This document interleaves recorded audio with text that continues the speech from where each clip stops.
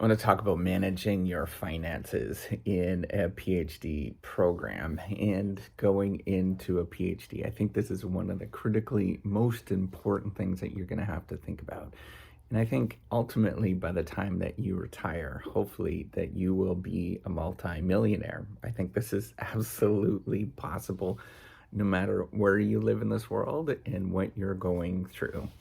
And I'm just going to talk about how to actually get there and then figure out how the PhD works with you. Because a PhD program, going through and doing it is generally not financially worth it. It's not a good financial decision. For me personally, I actually calculated how much when my what's called the break-even point, when how much I actually spent is actually going to make up for the money I'm going to make from it. And generally, it was for me, and I've done it several times. It's 55 years old, and I started my PhD when I was 25.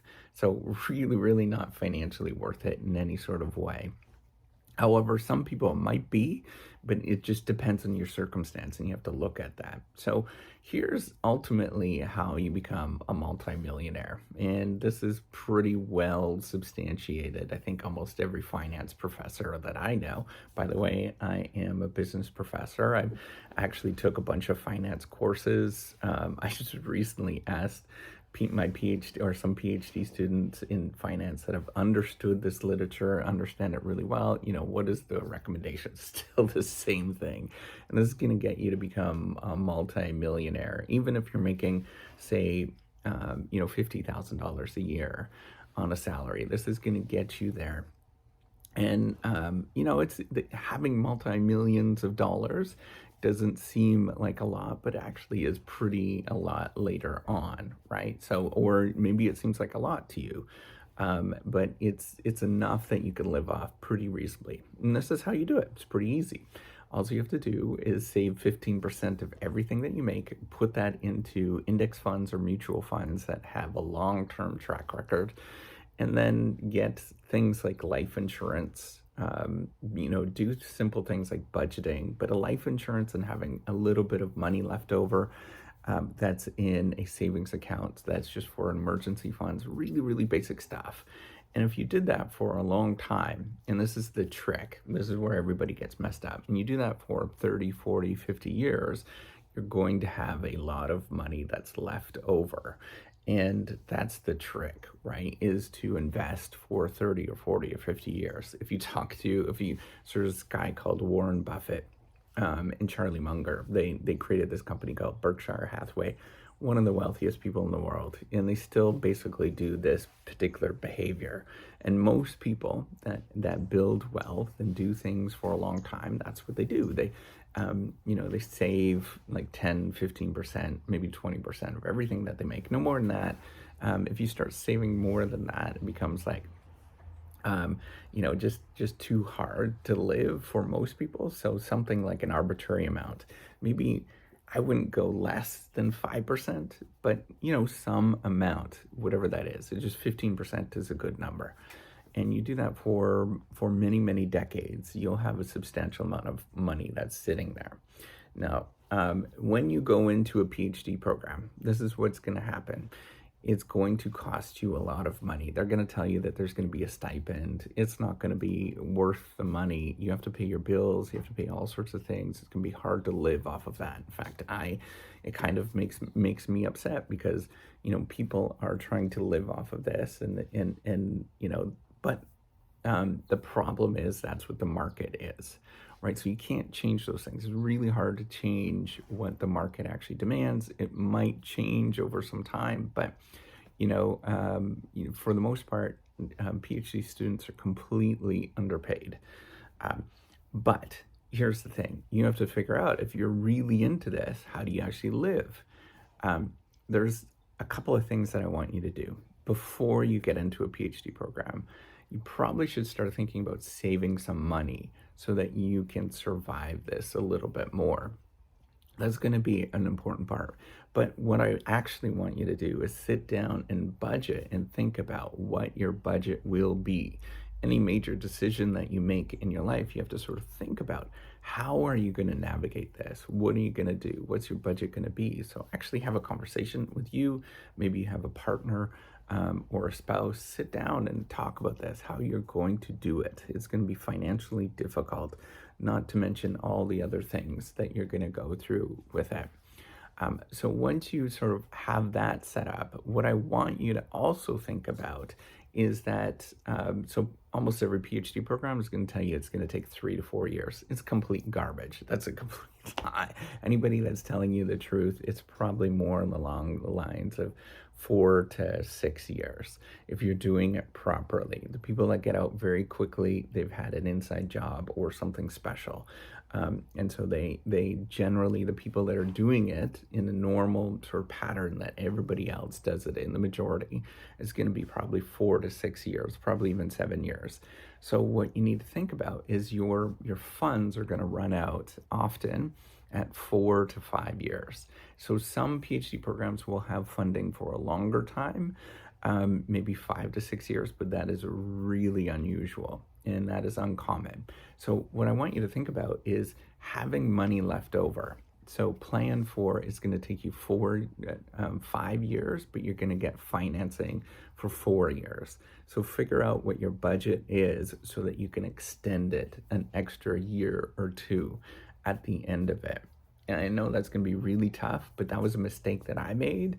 It was a big mistake that I made, and I was in a real tight pinch because I finished my PhD program, did really well. I was like the top. I was doing very well. And I couldn't get a job at the end of it. And that's the reality of it. It's going to be hard to get a job at the end of it, no matter how good you are and what you actually do. And I've seen many people that are spectacular, very kind, very nice, very sharp, coming from the best programs in the world, the absolute best programs in the world, having a difficult time finding a job at the end of it. This is true, and it's probably going to be true going forward because the field of science is getting more rigorous and more difficult and more competitive. So unless there is a major shift in the market, maybe AI is going to do that, I don't know. But unless there's a major shift in the market, this is going to be true going forward for quite some time. So you need to budget for the fact that you're not going to have that money in the final year. And here's the thing: let's say you do get that job before you're all set. Wouldn't it be nice to have some money left over that you're conservative so that you can buy a house or do something along those lines, buy a car that you needed? So I just want you to think about that, how you could be very conservative to have that money left over. Now, the other thing that you should probably think about is it's almost, think about the where you're going to live and how you're going to live. That's going to be really important. My wife and I, we actually bought a house because the market was quite stable at the time. It might be more difficult today, but you have to figure out what that budget is and how you're going to go through what it's going to look like for you. And I think that's an important thing for you to determine. What's up? Do you want to say hi? I'm going to keep this video up here.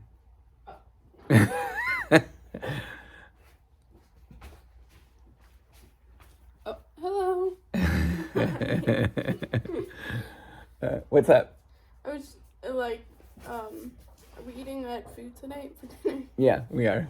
We are. Okay. Yeah. All right. Okay. So that's my son, Jack. Okay. So what you need to think about is making sure that you have money left over so that you can do well. Oh, that's the other thing I was talking about, the housing. So do that calculation as well. You might want to live in a little bit less than what you were expecting so that you could do well throughout the program. So, but the challenge is you have to find something that's comfortable. I just want to close this door. So you have to find something that's comfortable for you so that you can live properly. And that's going to be the right balance for you. And given that you're going to be there for 5-6 years, buying a home actually might be pretty reasonable of an assumption to do.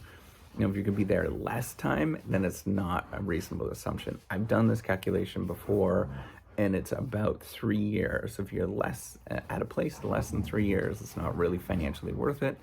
If you are, the break even starts making more sense. If you're there for 4, 5, 6 years, it starts making more sense. Now, the problem is that you have to think about is that it's an payment that you might have to pay even when you don't have a job.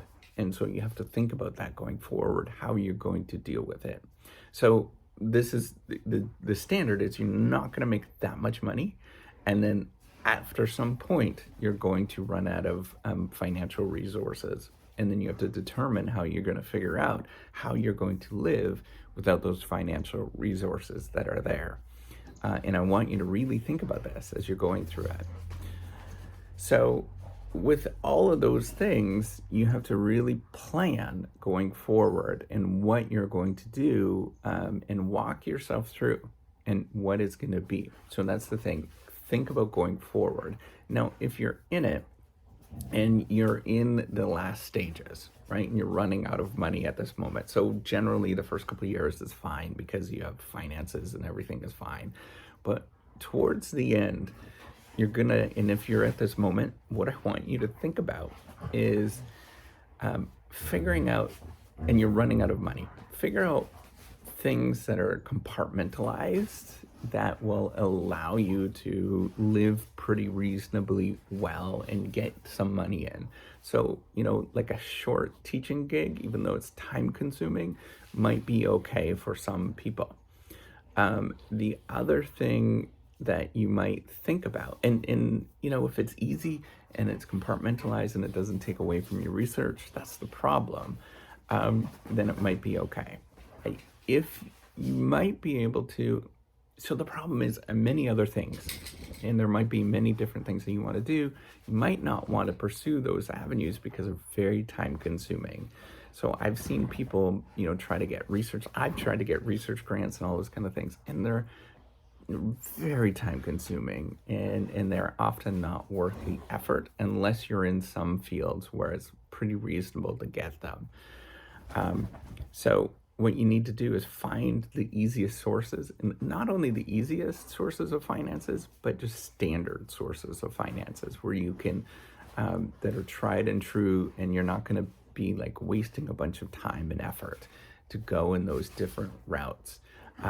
You also want to make sure where those finances are coming from, because sometimes if you're in that position, this is my own experience. So if you're in a position of low status, you can be taken advantage of.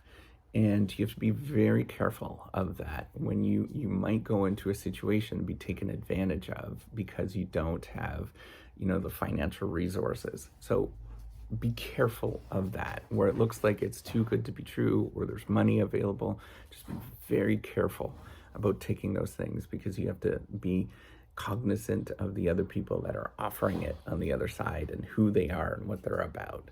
So just be well aware of that. So I think if you do this, right, and you get through the other side and you're reasonably doing okay, then when you're done your PhD program, pay things off as quick as you possibly can, any debts that you have. And the quicker you can get to the moment where you're actually saving that 10 to 15%. And by the way, I don't want you to be doing that during your PhD program because you're investing in your career. You want to make sure that you're doing that quickly to get through the program. But then when you're done it, what you need to do is think about how to get into that investing for the long term as quickly as you possibly can. And that's where you pay off your debts and you can get into that long-term investing mode. And then hopefully you'll still have another 20 to 30 years at the end of it that you can invest for the long term and become that multimillionaire that I pointed out. All right, hopefully this helps out. All right, take care and have a wonderful day. Bye.